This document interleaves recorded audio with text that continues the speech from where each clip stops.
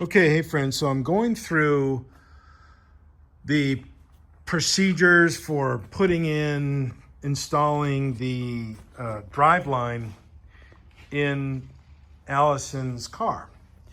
And I don't know if I need a light or no light. Probably light, yeah. Going through this, getting ready to put it in, and then I realized, well, wait, I have to put the shifter rod mechanism on here.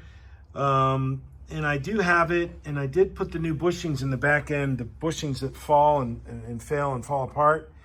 But I don't have resolved the front shifter mechanism up front. And I don't have the new cup that goes there in that ball. And it got me thinking, I don't even want to put that in. I want to put in this car the same shifter mechanism that I put in my S4, the Hans shifter mechanism device, put it in this 79. And then I'm thinking, well, wait a minute, I've got Steve's 86 here. Hi, Steve. Oh.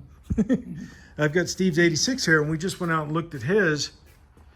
We measured it and looked at it, and he needs the same shifter mechanism. And I thought, wait a minute, I've got my 84 I need also.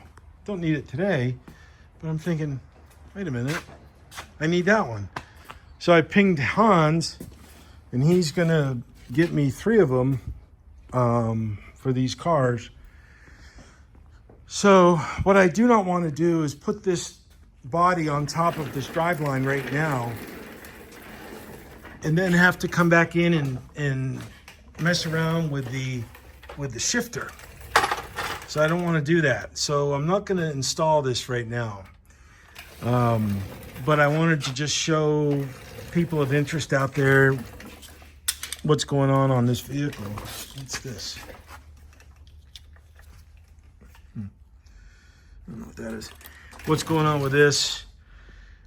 Because I've got a lot of work still to do on it. Ultimately and ideally, if I could have had this mechanism, the transaxle and the driveline reinstalled today, then I could go ahead and put together the brakes, the emergency brake mechanism, re-tie in the emergency brake cable, put the new brake shoes in the back for the emergency brake, and then put the rotors on. I've got all new rotors, got all new stuff. These drive shafts, Steve actually rebuilt these ones. Remember doing that? Mm-hmm. These ball bearings, these CV joints, those are new. We've got the different shocks, but the shocks that the owner, Allison's dad, provided for this car are track/racing shocks. So I'm not going to put those on. It's just, you know, they'll go back to him or her, whatever. It's just too much of a stiff ride for that. So let me show you. The code on this is 708, I think. What does it say in the notebook? Yeah, 708. Black code 708. So this is a black metallic, freshly painted. Let's try to get, what kind of light do we want to have? It's a little dusty, not much, but it is done, painted. Looks good. It is a good looking car. The doors are also painted, of course. The fenders are painted. You know, as you can tell from the earlier videos of this car, when I received it, it looked like it was going straight to the junkyard. So this is nicely painted in here. That actually looks pretty good. It's kind of like it's sort of like a very dark gray, isn't it, Steve? Yeah. But it's metallic. It's kind of neat.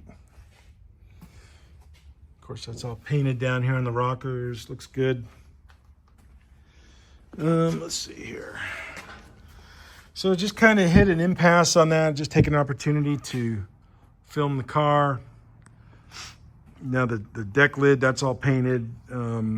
The bumper, front and rear fascias, those are also painted, but the objective is to get this thing, put together, but I'm not going to do it because of the shifter mechanism. So,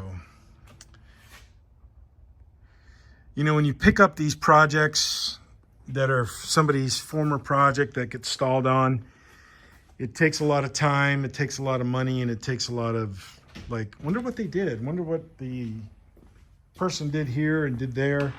And this gentleman that owned the car, he kept pretty good notes. But he was chasing his tail on a couple things in terms of getting it to run right. And the reason why it didn't run right, because the gas tank was a disaster. Look at the previous video. Gas tank was full of varnish, so it wasn't getting fuel. So all of his copious notes on adjusting the CIS and spark plugs and fuel mixtures, that's all wonky. It doesn't matter because he wasn't getting good fuel in the first place. So sometimes you have to dive and dig deep to fix a big problem, and then you're fixing tons of little things after, which is what we're doing right here. So anyways, that's let me get up here and you can see the top of the car.